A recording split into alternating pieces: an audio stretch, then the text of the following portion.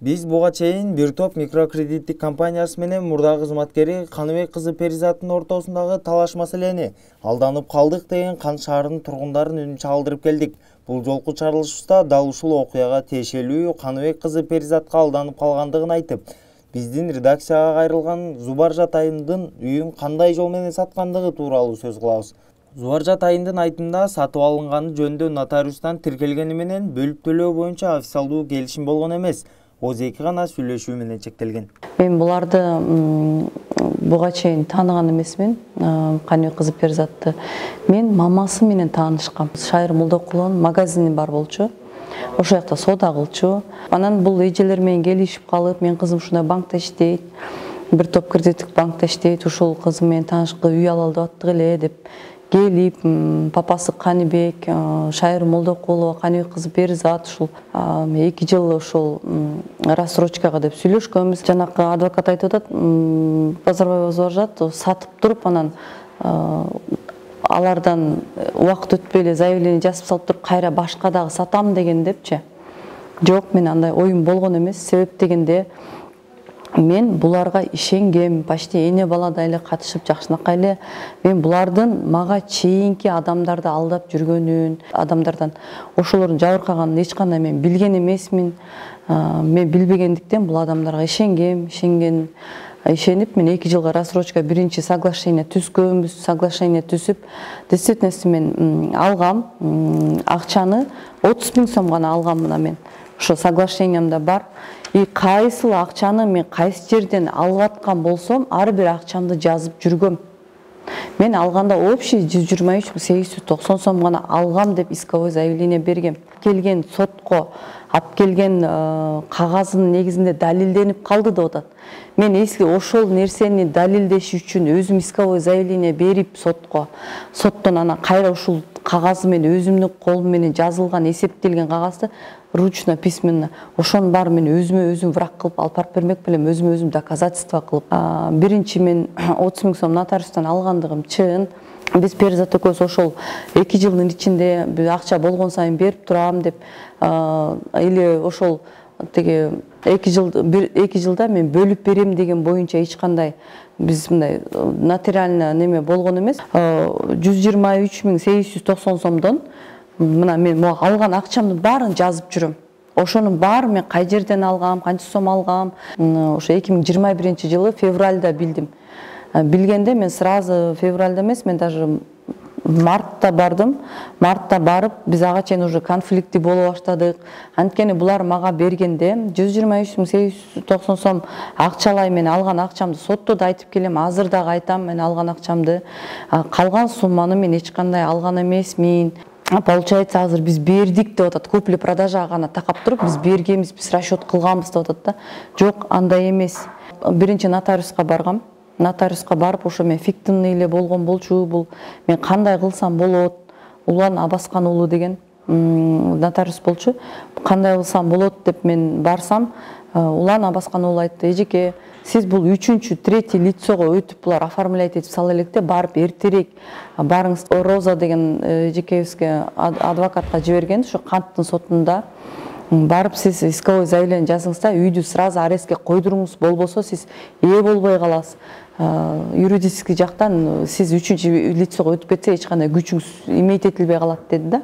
Анан ошол жерде эми азыр биз сот мен алганымдын ошол алган акчаларына кредити төлөнбөй калып, ошол төлөнбөй калган кредиттин негизинде азыр ошол бир топ компаниясы бизден взыскать этип атат. Бизге решение чыгып калган. Анан мен жебеген аштын акчасын жөнүнө төлөй беремби? Ал эми экинчи тарап акчасын толуп бүткөндүгүн айтып, учурдагы абалды пайдаланып, дагы акча өндүргүсү келип жаткандыгын билдирип, өз тарабынын пикирин айтты. Соглашение түзүп аткан жерде, могу жерде өзүнүн колу турат. Ошол жерден алдыңар беле деп соттун залында процесс болуп атканда сураганда, ооба мен алгам деген дагы сөздөр бар протоколдо. Андан тышкары өзүнүн туугандарынын оформлуп деп алган кредитти айтып атат да, ооба кредит болгон. Берки кимдин күйөөсү эле Базарбаева Зубаржат. Эч бир тиешеси жок. Кылмыш ишке тиешеси жок. Жарандык ишке да тиешеси жок. Демек ошол киши сотто отуруп алып коркутканга чейин отурат. сотты коркутат. Ичип алып келет.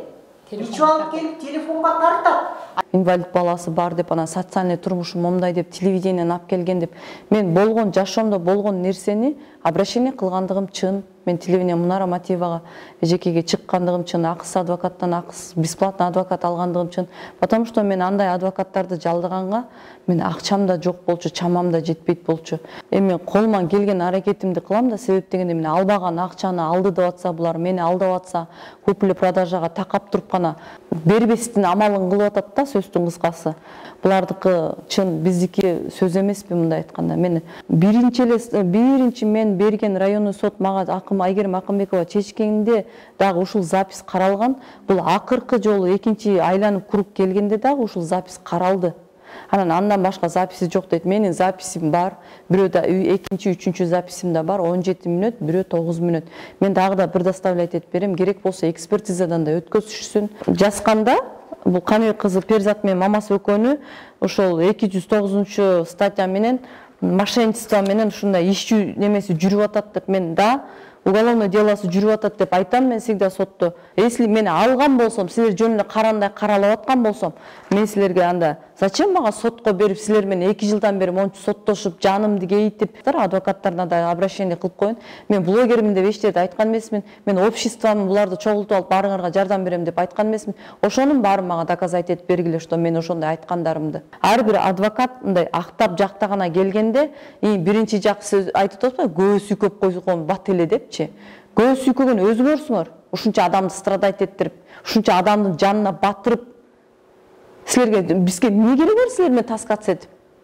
Мен ада будет Шайыр Молдокулова энеси болбосо мен кызын тааныбайт да болчумун. Ал эми бир топ микрокредиттик компаниясынын айтымында Зубаржат айым менен Перизат айымдын ортосундагы келишимге тиешеси жок. Компаниянын аралашып калган себеби Перизат айым Зубаржат Базарбаевага ички насыя берип жаткандыгын айтып, үйдүн документтерин өткөрүп берүүнү суранган. Бизде внутренний кредит берип атат бир топто. Мен 3 күндүн ичинде алам, мага үйдү оформить этип берип турсаңыз, берсеңиз мен сизге ошол внутренний кредитке как ипотекадай кылып коюп, акчаны алып чыгып берип, мен сизден кутулам деген. Мен ошонун негизинде мен ишенип 2020 жылы 6 ноябрда мен оформлять этип бергем. Зубаржат Базарбаева жеринен келишин кайсы убакта кантип түзүлгөнүн толук айтып берди. Анын айтымында келишимден кийин үйгө көчүп келип жашашкан. Кийин нааразы элдер үйдүн алдына келип тоскоолдук жараткандан көчүп кетүүгө аргасыз болушкан. Перизат айымдын атасы, иниси азыр да келип чарбакка көз салып кетип турат. Мына үй менин үйүм болот. Мен 2019 жылы октябрь айында Каныбек кызы Перизатка саткам, 2 жылга рассрочкага сатып. Эч кандай мага акча берилген эмес, эң гана берилгенде биринчи соглашениеде анан общий суммасына 123.890 сом гана берилген. Исковое заявление жазылып, соттон аркылуу арест коюлуп, ошондон апрель айынан баштап мен 2021ден сот иши жүрүп келип, районный сот мага чечилген. Анткени менин диктофондо запистерим бар болчу, перепискаларым бар болчу, ошонун баары көрүлгөн. Анан булар Чуйскийге жеткен, Чуйскийден апелляционный жазылган. Мен бирок Чуйскийде 2021 жылы 15 ноябрда мен катышпай калып, отложка сурасак да эч кандай көрүлбөй. Бул сотторду мындай айтканда эми жалпак тил менен сатып алышкан. Азыркы иштеп аткан адвокаттар ошол Чүй областынан, Чүй областтык соттон кошулушкан. Кайра дагы ошо Кантык райондук соттон 12-13 процесс болуп, ошо Каныбек кызы Перизаттын параллельно да уголовный делосы жүрүп аткан. Мен айткам, канча сом алганымды да айткам, ошол 123.890 сомду айтып деп, ошо запистерден бери предоставлять этип доказательствомду кылгандын негизинде ошол сот Кудайым буйруп ушул үйүмдүн немеси чечими мага чечилген. Анан дополнительный решение чыккан, госпошлина төгүлсүн деп. Ошо госпошлина төгүлгөндүн негизинде булар убакытты өткөзүш үчүн күйөөсү менен балдары талаада калып калган үчүн жашаган жери жок. Булардын цели менин үйүмдү алышта. Журналистке кайрылган себебим бул адамдан пострадать эткендер көп, ишеним жок бул адамдарга. Бир эле мен эмес да, ушул адамдарга алданган. Мындай айтканда, ошол жабырлагандар болсо кайрылыңыздар дагычы. Себеп дегенде бул үйдө эч ким жашабайт. Себеп дегенде бул адамдар деген ошол магазини бар болгон кантта, ошол магазининде аякты да жабышкан. элге каршы болгондон элде тытмалап келип буларды түнү менен үйүнөн көчүрүп жана холодильник үйүндө эмне оокат болсо аялдар келип алып аябай ызы чуу болушкан. Ошондон биякта жашашпайт азыр. Жашашпайт дагы, бияка көчүп кеткен жок. Анан биякта анда-санда күйөөсү менен ошо баласы келип турат. Анткени алар менен чогуу жашабайбы же какой-то бир баласы бар шыкса. Ошол эми Кудайым буйрса ошо сотторго бир ишеничим артам деп ойлойм. Себеп дегенде кандай адам алданбасын, бир эле мени алданып, мен эле ушул адамга доомат кылып алсам, анда баарын Кудайым көрүп турат, соттордо көрүп турат. Менин бир эмес 3 записим бар, доказательством.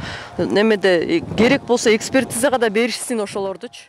Азыркы учурда бир топ микрокредиттик компаниясы менен мурдагы кызматкери Перизат Каныбек кызынын ортосунда сот иштери жүрүп жатат. Акыркы отурум 1 февралда болуп, 7 февралга жылдырылды. Аталган сот процессине Зубаржат Айым күбө катары чакырылган. Соттук процесстин жыйынтыгы адилеттүү чечилет деген ишенимдебиз.